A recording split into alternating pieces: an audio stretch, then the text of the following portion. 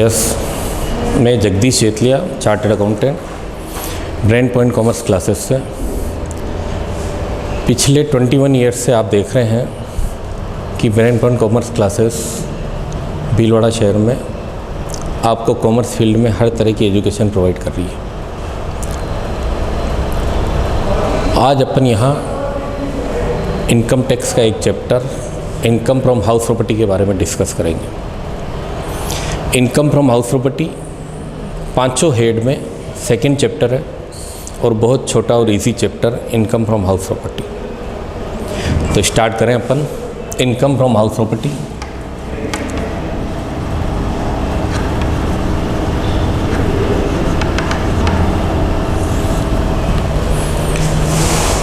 दोस्तों, यह चैप्टर बहुत छोटा है, सेक्शन 22 से स्टार्ट होता है और सेक्शन 27 पर जाकर ये एंड हो जाता है। इतने से सेक्शन में पूरा हाउस प्रॉपर्टी कवर किया हुआ है। इनकम फ्रॉम हाउस प्रॉपर्टी, अलग अलग हेड की इनकम निकालने का तरीका, उसकी कैलकुलेशन का तरीका इनकम टैक्स में अलग अलग दिया हुआ है। अपन यहाँ समझेंगे कि किसी भी हाउस प्रॉपर्टी की इनकम कैसे कैलकुलेट की जाएगी, इनकम टैक्स के क्या प्रोविज़न उनमें है, ये सेक्शन उसके बारे में क्या कहते हैं, इन सबको आज अपन डिस्कस करेंगे। इसमें से सबसे पहला सेक्शन 22 है, ये चार्जिंग का सेक्शन है। कब इनकम हाउस प्रॉपर्टी में टैक्सेबल होगी उसके बारे में अपन डिस्कस करेंगे यहाँ पर, कि कौन सी इनकम हाउस प्रॉपर्टी हेड में टैक्सेबल रहेगी, किन कंडीशन को फुलफिल करना है ताकि इनकम फ्रॉम हाउस प्रॉपर्टी में आए, कौन सी कंडीशन सेटिस्फाइड करनी पड़ेगी, कब ये इनकम इस हेड में आएगी। कहीं ऐसा नहीं हो कि उस कंडीशन को सेटिस्फाइड नहीं करे तो इनकम अदर हेड में भी जा सकती है। तो अपन सेक्शन 22 की 3 कंडीशन है, उन तीनों को डिस्कस करते हैं। इसमें से सबसे पहली condition, income from house property की बात है तो पहली कंडीशन ही यही है कि कम से कम हाउस प्रॉपर्टी तो हो। हर हालत में जो इनकम आ रही है वो इनकम किससे आनी चाहिए? हाउस प्रॉपर्टी से। जब भी हम बात करते हैं हाउस प्रॉपर्टी की तो हमारे दिमाग में एक रेजिडेंशियल हाउस आता है। इनकम की बात करेंगे तो 2 तरह से किसी प्रॉपर्टी की इनकम आ सकती है। या तो इस प्रॉपर्टी को हम लेट आउट करें तो रेंट आए, या फिर इस प्रॉपर्टी को अपन सेल करें। अगर हम सेल करते हैं तो ये इनकम एक अलग इनकम टैक्स का हेड है, इनकम फ्रॉम कैपिटल गेन, वहाँ टैक्सेबल हो जाएगा। केवल रेंट आए तो वो इनकम अपने को कहाँ टैक्सेबल करनी है? House property. Rental income house property में टैक्सेबल है। सेल होने पर अगर कोई इनकम आई तो वो कैपिटल गेन में जाएगी। हम यहाँ पर सिर्फ रेंटल इनकम की बात करें, और उसमें से भी सबसे पहली कंडीशन कि वो इनकम जिस जगह से अर्न हो रही है वो क्या होनी चाहिए? House property. जैसे ही हाउस प्रॉपर्टी का वर्ड आता है अपने दिमाग में आता है सिर्फ रेजिडेंशियल हाउस की बात हो रही है, जबकि यहाँ इनकम टैक्स में हाउस प्रॉपर्टी को रेजिडेंशियल हाउस के रूप में डिफाइन नहीं किया है। उन्होंने कहा है कि हाउस प्रॉपर्टी मतलब स्ट्रक्चर, किसी भी तरह का स्ट्रक्चर हो तो वो इनकम फ्रॉम हाउस प्रॉपर्टी में आए। स्ट्रक्चर में रेजिडेंशियल हाउस हो गए, ऑफिस हो गए, गोडाउन हो गए, शॉप्स हो गई, गोडाउन, वो किसी भी तरह का कोई भी हॉल हो गया, ये सब इनकम फ्रॉम हाउस प्रॉपर्टी में आएंगे। उसमें किस तरह की एक्टिविटी चल रही है उससे हमारे कोई मतलब नहीं। किसी भी स्ट्रक्चर की रेंट आएगी तो इनकम फ्रॉम हाउस प्रॉपर्टी में आ जाएगी। स्ट्रक्चर होना चाहिए, मेन बेस इसका किसी भी लैंड पर आपको क्या होना चाहिए? स्ट्रक्चर। अगर खाली जमीन है, केवल प्लॉट है ओपन, तो इसकी इनकम हाउस प्रॉपर्टी में नहीं जाएगी, इसकी रेंट फिर जाएगी इनकम फ्रॉम अदर सोर्सेज में। अगर खाली ज़मीन है तो उसका किराया आईओएस में जाएगा। अगर कोई स्ट्रक्चर है तो ही किराया हाउस प्रॉपर्टी में आएगा। किसी भी ज़मीन पर किसी भी तरह का कोई स्ट्रक्चर हो, 4 दीवारी हो, छत हो, किसी पर्पज़ से यूज़ आने लायक हो तो इसकी इनकम हम टैक्सेबल करेंगे इनकम फ्रॉम हाउस प्रॉपर्टी। केवल स्ट्रक्चर ही नहीं, इस स्ट्रक्चर के साथ अगर कोई लैंड है और ये इसके साथ अटैच है तो ये पूरी की पूरी property income from house property में जाएगी। लैंड इस प्रॉपर्टी के साथ अटैच होना चाहिए, ये पूरी मिलकर एक प्रॉपर्टी बननी चाहिए। ये लैंड प्लेग्राउंड हो सकता है, गार्डन हो सकता है, पार्किंग स्पेस हो सकता है, आपका किसी भी तरह का कोई भी लैंड इसके साथ अटैच है जिसमें कोई भी एक्टिविटी आप साथ में कर रहे हैं, लेकिन ये इस प्रॉपर्टी को अलग नहीं कर सकते, इसके साथ है, तो हर हालत में ये पूरी property income from house property रहेगी।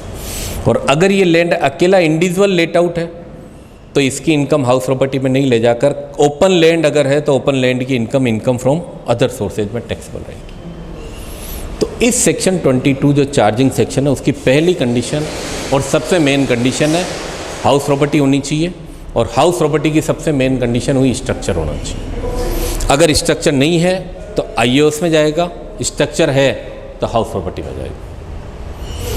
पहली कंडीशन क्लियर। अब अपन सेकंड कंडीशन लेते हैं। पहली कंडीशन हाउस प्रॉपर्टी होनी चाहिए, यहाँ तक अपन ने डिस्कस किया। अभी सेक्शन 22 की सेकंड कंडीशन अपन देखते हैं। चार्जिंग सेक्शन की सेकंड कंडीशन क्या है? सेकंड कंडीशन लिखी हुई है, असेसी उस प्रॉपर्टी का ओनर होना चाहिए।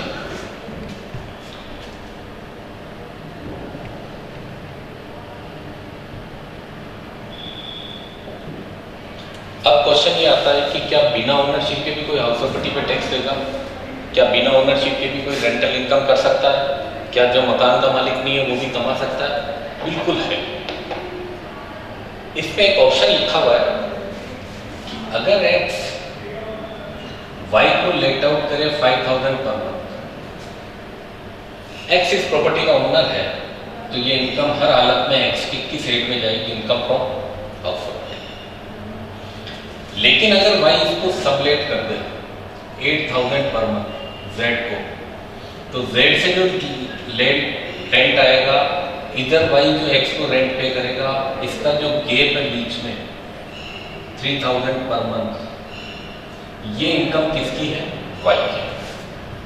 और ये इनकम वाई के किस रेट में टैक्सेबल होगी? इनकम फ्रॉम अदर सोर्सेज में।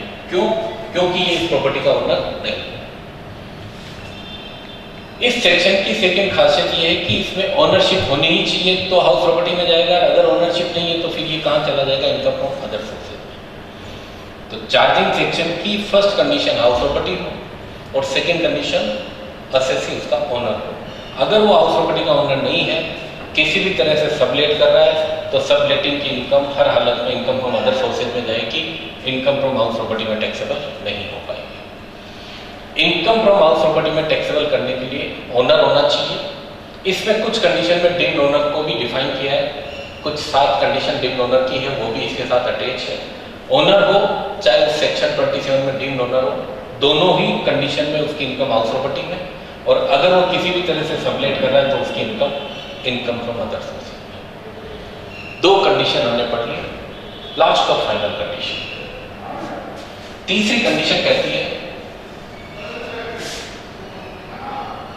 कि यह हाउस प्रॉपर्टी असेसी के खुद के स्वयं के बिजनेस में यूज नहीं आनी चाहिए। अपनी प्रॉपर्टी में खुद का बिजनेस नहीं करना चाहिए, अपने बिजनेस में यूज नहीं आनी चाहिए। अगर ये प्रॉपर्टी अपने बिजनेस में यूज आ रही है तो इसका जो भी ट्रीटमेंट होगा वो कहां पर होगा? पीएनएल में। और फिर ये टैक्सेबल कहां हो जाएगी? Income from business and profession.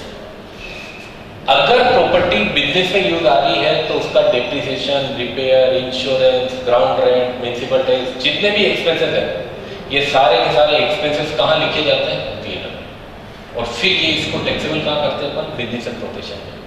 जब प्रॉपर्टी बिजनेस में यूज आ रही है तो उसका ऑलरेडी ट्रीटमेंट बिजनेस ऑपरेशन में हो रहा है, तो एक हेड में इसका ट्रीटमेंट हो रहा है, इसलिए हम इसको वापस हाउस प्रॉपर्टी में टैक्सेबल नहीं करते। दूसरा पर्सन अगर बिजनेस कर रहा है तो हमें कोई एतराज नहीं, हमने इसको वाई को किराया पर दिया, वाई अपना बिजनेस करे तो हमारे कोई लेना देना नहीं, वाई इसमें बिजनेस कर रहा है, फिर ये इनकम हमारी हाउस प्रॉपर्टी की इनकम है, क्योंकि हम अपने बिजनेस में यूज नहीं ले रहे। टेनेंट, किराएदार इसको क्या यूज में ले रहा है उससे हमारे कोई लेना देना नहीं। कोई भी आदमी हमारी प्रॉपर्टी में बिजनेस करे, ऑफिस खोले, गोडाउन की तरह यूज करे, हमारे उससे कोई लेना देना नहीं है, वो इनकम हाउस प्रॉपर्टी में रहेगी।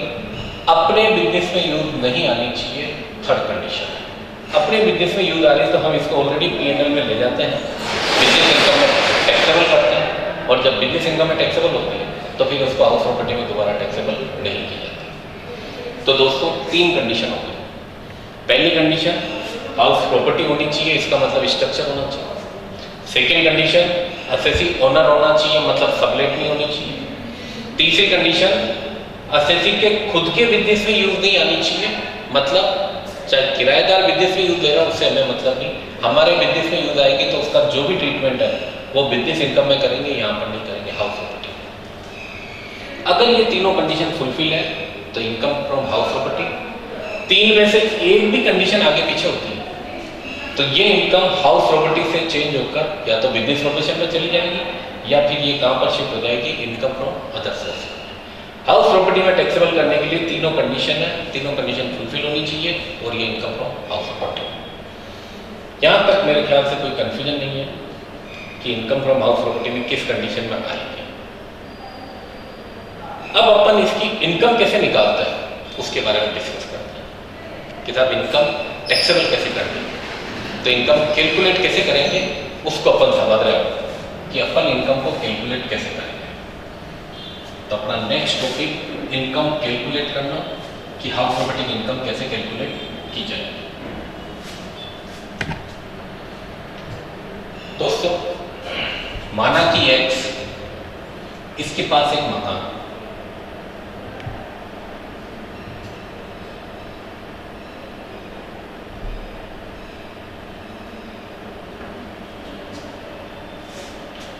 ये मकान किराए पर दे रखा है। आपके मन में हमेशा आएगा, क्योंकि इनकम टैक्स आप पढ़ रहे हैं तो आपके मन में क्वेश्चन आना है कि सर मेरी प्रॉपर्टी अगर मैंने वाई को 8,000 पर मंथ लेट आउट कर दी तो इनकम टैक्स डिपार्टमेंट कैसे फाइंड आउट करेगा कि 8,000 पर मंथ। पहली बात तो मेरे मकान का पता कैसे चलेगा। सेकेंड, अगर पता लगा भी लिया तो उनको ये कैसे पता चलेगा कि मुझे 8,000 पर मंथ रेंट आती है। थर्ड, कौन किराएदार है ये वो कैसे फाइंड आउट करेंगे।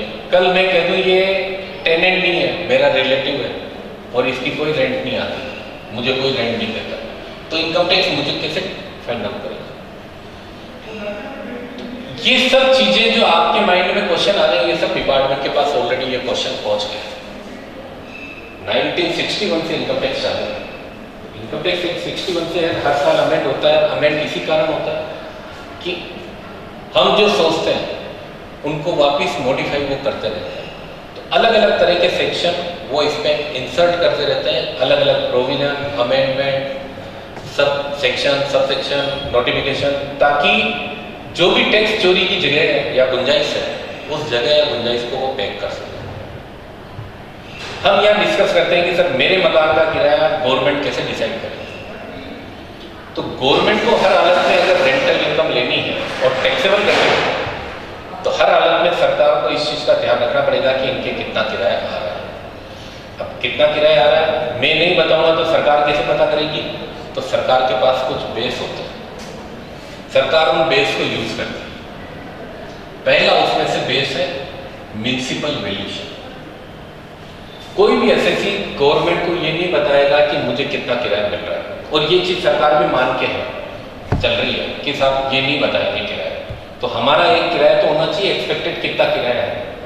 अब किसी भी प्रॉपर्टी का किराया डिसाइड करना तो गवर्नमेंट के पास क्या बेस, तो गवर्नमेंट के पास जो बेस है उसमें पहला बेसिक्स है म्युनिसिपल वैल्यूएशन। अगर कोई पर्सन किसी प्रॉपर्टी को लेट आउट करता है तो उसका किराया कितना है वो तो वो बताएगा, लेकिन गवर्नमेंट उसकी एक म्युनिसिपल वैल्यूएशन को बेस मान सकती है। ये म्युनिसिपल वैल्यूएशन वहाँ की लोकल म्युनिसिपलिटी या लोकल अथॉरिटी करती है, और लोकल अथॉरिटी इसको करती है म्युनिसिपल टैक्स कलेक्ट करने के लिए। लोकल अथॉरिटी म्युनिसिपल वैल्यूएशन करती है म्युनिसिपल टैक्स के लिए। सपोज लोकल अथॉरिटी में वैल्यूएशन किया कि साहब ये property 60,000 per annum let out के लायक है, तो 60,000 को उनके हिसाब से म्युनिसिपल वैल्यूएशन है। ये वैल्यूएशन इसलिए होती है ताकि इस पर म्युनिसिपल टैक्स लिया जा सके, और म्युनिसिपल टैक्स कितना 600। ये वैल्यूएशन म्यूनिसिपैलिटी ने म्यूनिसिपल टैक्स कलेक्ट करने के लिए की है, लेकिन इनकम टैक्स इसको बेस के रूप में यूज कर सकता है कि जब म्यूनिसिपैलिटी मान रही है कि 60,000 किराया आना चाहिए, तो हम इसको एक बेस बना सकते हैं कि यहाँ की लोकल अथॉरिटी कह रही है 60,000, तो हम इसको भी यूज कर सकते हैं। तो ये इनकम टैक्स के लिए एक बेस हो जाएगा एक्सपेक्टेड रेंट के लिए कि म्यूनिसिपल वैल्यूएशन हम हमारे इनकम टैक्स पर्पज से यूज कर रहे हैं। Second, fair rent.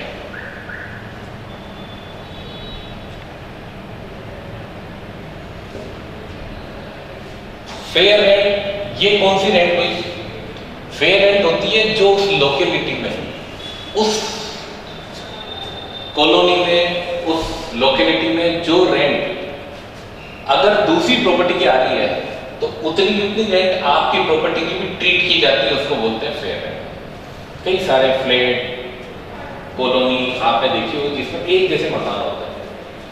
अब कुछ लोग कह रहे हैं साहब हमारे को किराया मिल रहा है 8,000 पर मंथ, हमारा असेसी कह रहा है साहब हमारा किराया नहीं मिल रहा।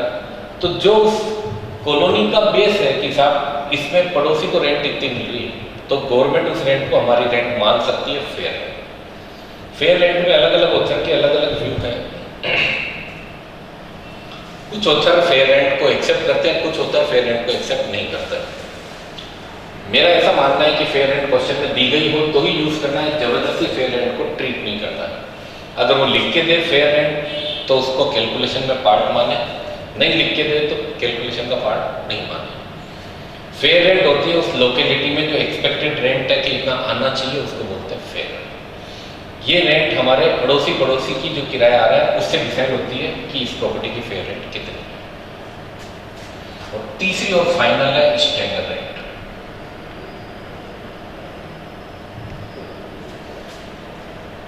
ये rent control act,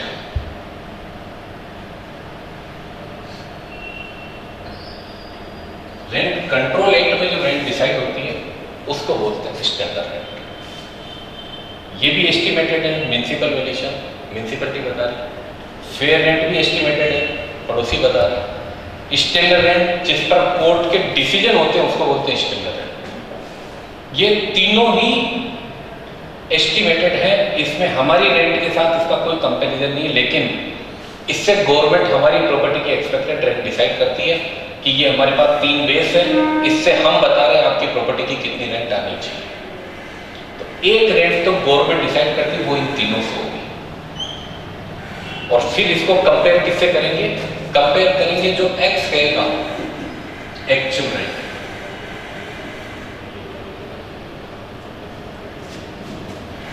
actual rent क्या होती है? तो अगर ये तीनों पॉइंट आपके क्लियर है तो इनको मिटा फिर मैं एक्चुअल रेंट क्या होती है वो डिफाइन करता हूँ। पहली चीज म्यूनिसिपल वैल्यूएशन म्यूनिसिपल टैक्स के लिए, फेयर रेंट जो लोकेलिटी में है, स्टैंडर्ड रेंट जिस पर रेंट कंट्रोल एक्ट में कोर्ट के डिसीजन आते हैं वो स्टैंडर्ड रेंट। इन तीनों से रेंट आएगी जो गवर्नमेंट डिसाइड या डिपार्टमेंट डिसाइड कर रहा है, फिर उसको कंपेयर करेंगे अपन एक्स की एक्चुअल रेंट। एक्चुअल रेंट क्या होती है उसको एक बार समझ लेते हैं। असेसी जो रेंट बताएगा उसको हम बोलते हैं एक्चुअल रेंट, क्योंकि असेसी हो सकता है कि असेसी टैक्स बचाने के लिए उसको कम बताए, क्या करता है, इसीलिए गवर्नमेंट ने उसको अलग अलग स्टेप में डिफाइन किया है। हमारी रेंट एक्सपेक्टेड रेंट, आपकी रेंट कितनी आप बता दो, दोनों में से विच एवर इज हायर उस पर इनकम कैलकुलेट करें। एक्चुअल रेंट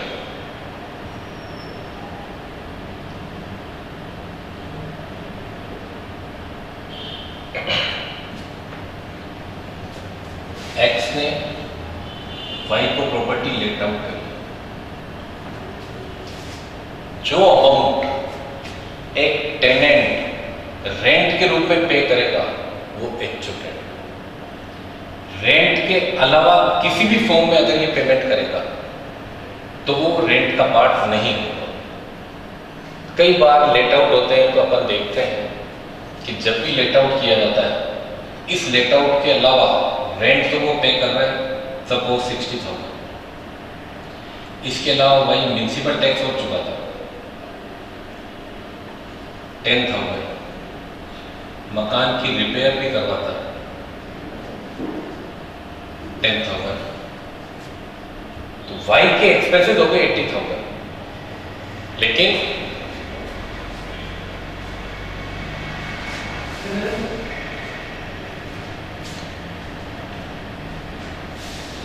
एक्स ने वाई को प्रॉपर्टी लेट आउट करी, रेंट तो चुकाया 60,000, म्यूनिसिपल टैक्स उससे पेमेंट किया 10,000, रिपेयर करवा दी 10,000 की, वाई की टोटल कॉस्टिंग हो गई 80,000। अब वाई की कॉस्टिंग हो गई 80,000, लेकिन एक्स को रेंट क्या मिला? एक्स को तो कितनी अमाउंट मिली उसमें से? केवल 60,000। तो जहां भी एक्चुअल रेंट की बात आएगी तो एक्चुअल रेंट अपन कितना मानेंगे? 60,000 पर एनम। एक्चुअल रेंट वो रेंट जो कोई भी टेनेंट रेंट के रूप में ओनर को पे करे, एक्चुअल रेंट। उसके अलावा टेनेंट कुछ भी एक्सपेंसेस करता है उसका हमारा एक्चुअल रेंट से कोई लेना देना नहीं है। वो म्यूनिसिपल टैक्स चुकाए, रिपेयर करे, और कोई लाइबिलिटी वो उसकी बियर करे, वो जाने, किराएदार जाने, मकान मालिक जाने। हमारे को सिर्फ इनकम टैक्स में उस अमाउंट से मतलब है जो अमाउंट रेंट के रूप में पे करे वो एक्चुअल है। कई बार ये वाई एडवांस मनी भी देता है 2 लाख रुपीज, किताब में एडवांस दे रहा हूँ, जाऊँगा तब ले जाऊँगा, किराया इतना दूंगा। कोई भी चीज़ वो एडवांस दे रहा है तो हम इसका कोई नॉमिनल इंटरेस्ट एक्चुअल रेंट में नहीं जोड़ेंगे, हमारे कोई लेना देना नहीं है। एक ही वर्ड, जो अमाउंट रेंट के रूप में पे किया वो एक्चुअल रेंट है, उसके अलावा कोई एडवांस दिया हो, रिपेयर कराई हो, म्यूनिसिपल टैक्स हो, हमारे उस चीज़ से कोई लेना देना नहीं है। एक्चुअल रेंट मतलब जो अमाउंट रेंट के रूप में पेमेंट होगा वो एक्चुअल रेंट। 4 पॉइंट अपन ने पढ़े sir, municipal valuation, fair rent, standard rent, actual rent. इसमें 2 पॉइंट हो रहा है।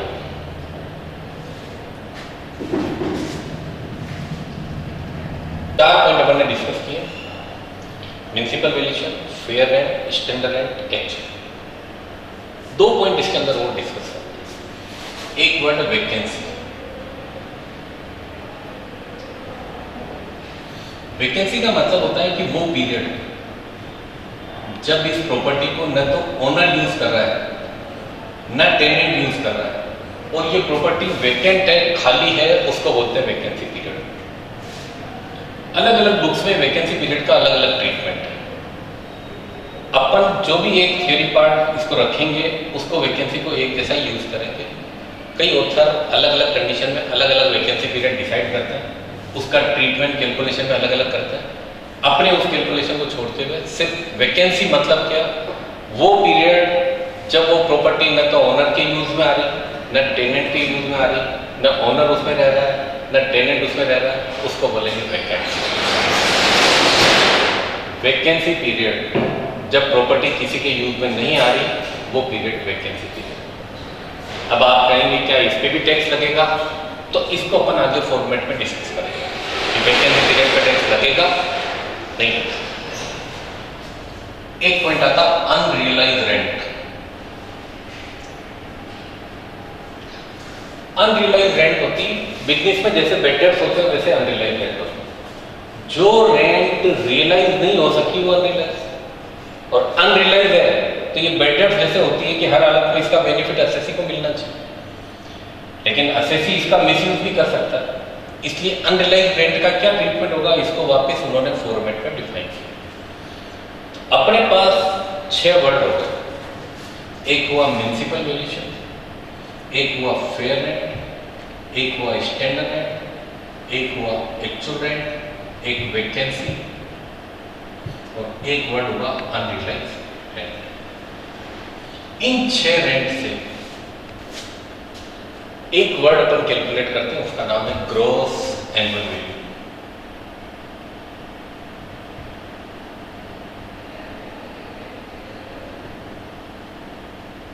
शॉर्ट में इसको अपन आगे क्या बोलेंगे, जीएबी। इन 6 पॉइंट से अपन जीएबी निकालेंगे।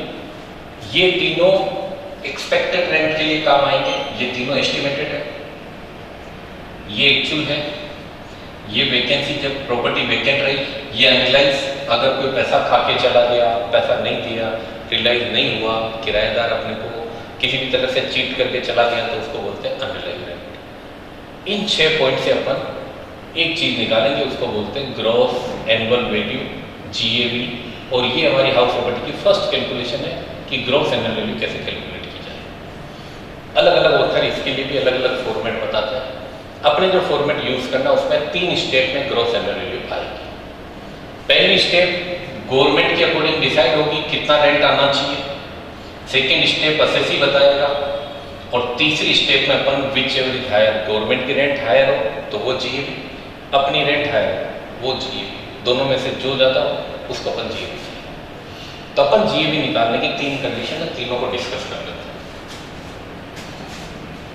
मैं इसको यहाँ से हटा के अब जीएबी की कैलकुलेशन पे आ रहा हूँ और 6 पॉइंट को अपने को ध्यान में रखना है। Municipal valuation, fair rent, standard rent, actual rent, vacancy और अनरेंट।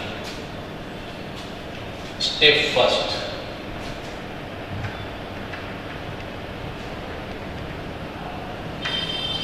इसमें 3 चीजें होंगी, municipal valuation, fair rent, standard rent.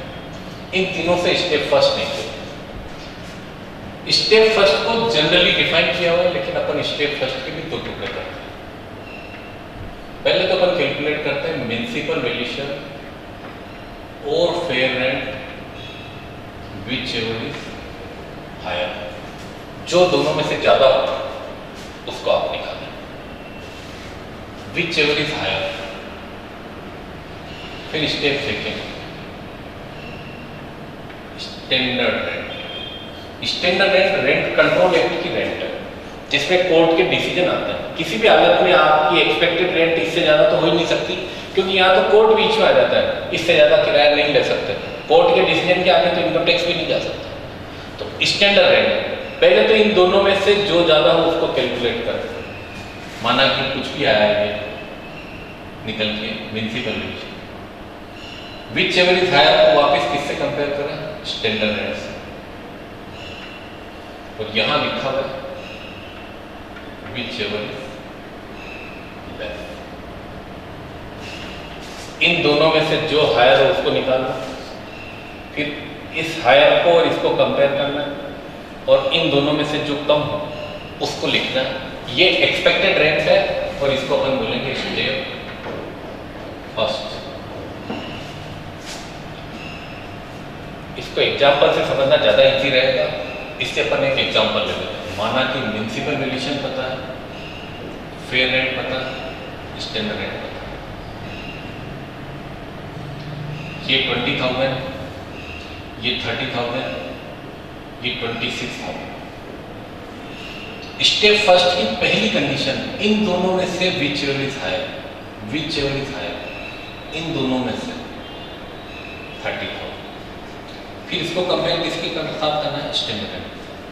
30 और 26, विच एवर इज लेस, तो ये अमाउंट कितना आ गया, 26, जो दोनों में से कम है। तो पहले तो इन दोनों में से जो ज्यादा हो, लेकिन वो स्टैंडर्ड रेंट को क्रॉस नहीं करे। स्टैंडर्ड रेंट का रेस्ट्रिक्शन है अपने पास। हर हालत में स्टैंडर्ड रेंट ही एक्चुअली वो स्टेप फर्स्ट हो जाएगी, क्योंकि इन दोनों में से जो ज्यादा हो वो कोर्ट के डिसीजन के अकॉर्डिंग जो रेंट आ रही है उससे ज्यादा नहीं जा सकती। एक एग्जांपल और लेके देख लेते हैं। ये 20, ये 30, ये 36। पहले तो इन दोनों से 30, फिर इन दोनों से विच एवर इज लेस 30। तो हर हालत में अपनी स्टेप फर्स्ट कितनी हो जाएगी, 30। तो स्टैंडर्ड रेंट इन दोनों से ज्यादा भी हो सकती है, लेकिन अपने को जब कैलकुलेशन करनी तब ये ध्यान रखनी, ज्यादा हो तो हम इसको इग्नोर कर सकते हैं, लेकिन अगर ये कम है तो उसका रेस्ट्रिक्शन हमारे को ध्यान में रखना पड़ेगा। मे बी पॉसिबल ये 18,000 की, तो इन दोनों में से जो ज्यादा और 18,000, विच एवर इज लेस, तो स्टेप फर्स्ट कितनी हो जाएगी, 18,000। स्टैंडर्ड रेंट इन दोनों के बीच में आ सकती है, इन दोनों से ज्यादा आ सकती है, इन दोनों से कम आ सकती है। अपने ये स्टेप ध्यान रखनी, पहले तो इन दोनों में से जो ज्यादा उसको निकालें, फिर उसको स्टैंडर्ड रेंट के साथ कंपेयर कर लें, विच एवर इज लेस। ये जरूरी नहीं हर क्वेश्चन में स्टैंडर्ड रेंट मिले। कई क्वेश्चन ऐसे आएंगे जिसमें स्टैंडर्ड रेंट हो ही नहीं, क्योंकि रेंट कंट्रोल रेंट जहां होगा वहीं स्टैंडर्ड रेंट होगा। May be possible standard rent है ही नहीं, इसका मतलब नॉट एप्लीकेबल लिखा हुआ आएगा, इसको आप जीरो नहीं मानेंगे। नॉट एप्लीकेबल मतलब वहां पर रेंट कंट्रोल एक्ट की कोई गाइडलाइन अपने पास नहीं है। नहीं है तो फिर हमारी स्टेप फर्स्ट क्या हो गई, विच एवर इज हायर। बस फिर इसको किसी के साथ कंपेयर नहीं करना, क्योंकि वहां स्टैंडर्ड रेंट अवेलेबल नहीं। मे भी पॉसिबल स्टैंडर्ड रेंट मिले, मे भी पॉसिबल नहीं मिले, तो अपने को इन चीजों को ध्यान रखना है कि इनमें से कोई भी फिगर तीनों में से हो, नहीं हो, कम हो, ज्यादा हो, तो किसी भी तरह जरूरी नहीं फेयर रेंट मिले, जरूरी नहीं म्युनिसिपल एडिशन मिले। मैं एक एग्जांपल इसके साथ ही लिख देता हूँ आपको, ताकि आपको स्टेप फर्स्ट समझ में आ जाए। क्योंकि स्टेप फर्स्ट इसमें थोड़ी सी, सपोज ये 40, ये 48, ये 46, ये स्टेप फर्स्ट। 40, 48, 52, ये स्टेप फर्स्ट। 40, ये है, ये आ गया 46, ये स्टेप फर्स्ट। स्टैंडर्ड रेंट नहीं है 40, 44, ये नॉट एप्लीकेबल, ये कुछ भी नहीं हो, सिर्फ म्युनिसिपल एडिशन हो, ये दोनों ही है। मेरे ख्याल से इन एग्जाम्पल से आपको क्लियर हो गया होगा। स्टेप फर्स्ट, कई जगह स्टेप फर्स्ट को एक साथ लिखते हैं, ये अगर इसको अलग अलग नहीं लिखे तो हर हालत में इसको विच एवर इज हायर और इसी के साथ लिख देते हैं, बट रेस्ट्रिक्टेड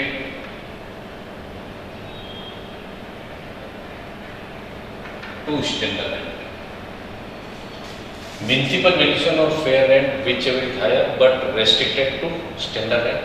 हर हालत में ये इन दोनों में से जो ज्यादा हो लेकिन स्टैंडर्ड रेंट को क्रॉस नहीं करे, वहां का रिस्ट्रिक्शन है, तो restricted to standard. Step first, इन तीनों से गवर्नमेंट डिसाइड करती है आपकी प्रॉपर्टी की कितनी एक्सपेक्टेड रेंट होनी चाहिए, और मेरे ख्याल से इन तीनों से ये स्टेप फर्स्ट आपकी निकल जाएगी।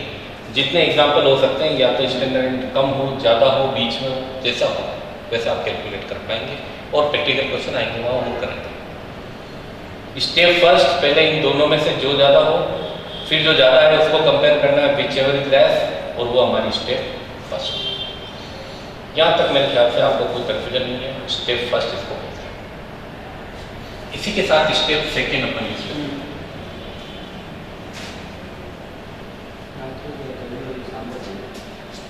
Step second, actual rent for let out plus vacancy period minus unrealised. Actual rent let out period की भी जोड़नी, वैकेंसी पीरियड की भी जोड़नी, उसमें से कौन सी अमाउंट घटानी, अनरिलाइज। माना कि कोई प्रॉपर्टी 9 मंथ के लिए तो है लेट आउट, 3 मंथ के लिए है वैकेंट, और इसकी अमाउंट आ रही 4000 पर मंथ। तो हमारी स्टेप सेकंड क्या होगी, actual rent for let out plus vacancy minus unrealised. अगर इसमें अनरिलाइज भी हो, सपोज 3000 अनरिलाइज, तो यहाँ पर इसको कर देंगे माइनस 3000। तो स्टेप सेकंड हमारी आ जाएगी 48 माइनस 3 45,000। लेट आउट पीरियड उसको बताना है, वैकेंसी उसको बतानी, अनरिलाइज उसी को क्वेश्चन में देना। अगर वो कुछ नहीं कहे, मकान 4000 पर मंथ लेट आउट है, तो हम 12 मंथ के लिए लेट आउट ही मानेंगे। हम उसको 12 मंथ से कम का क्यों मानेंगे? वैकेंट उसको बताना है क्वेश्चन में, अनरिलाइज उसको बताना है, एक्चुअल रेंट उसको बताना है।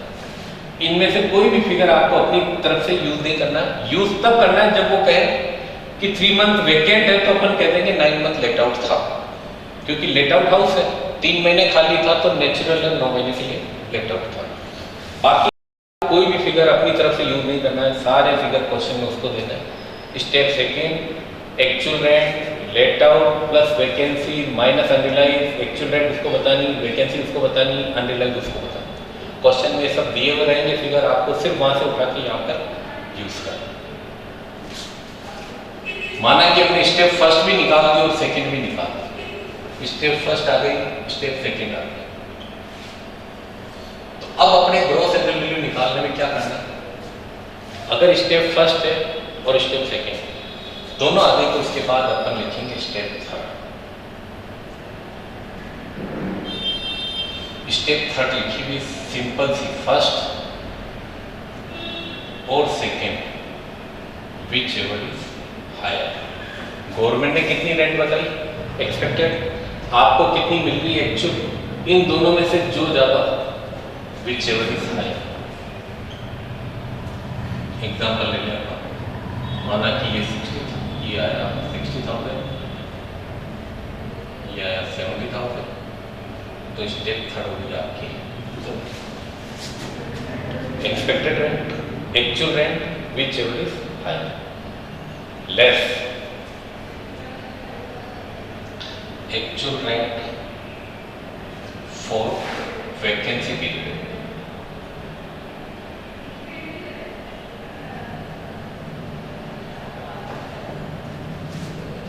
वैकेंसी हमने अभी डिस्कस किया था कि वो पीरियड जब मकान न तो ओनर के यूज आ रहा है न टेनेंट के यूज आ रहा है, वो कहलाता वैकेंसी।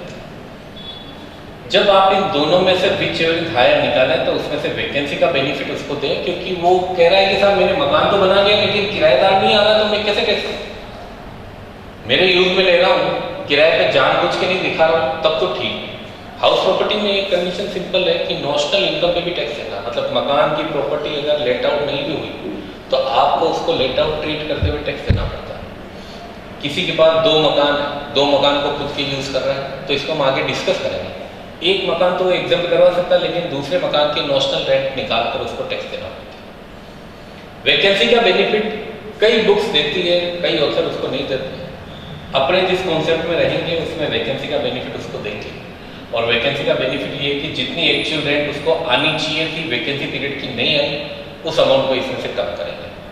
तो ये जितना वैकेंसी पीरियड यहाँ ऐड किया है उसको वापस यहाँ पर अपन क्या करेंगे माइनस, और उसके बाद जो बचेगा ये क्या कहलाएगा अपना gross annual GAV। Expected rent, actual rent whichever is higher less vacancy, इसको बोलेंगे अपन GAV, gross annual value. Gross annual value पहली कैलकुलेशन है।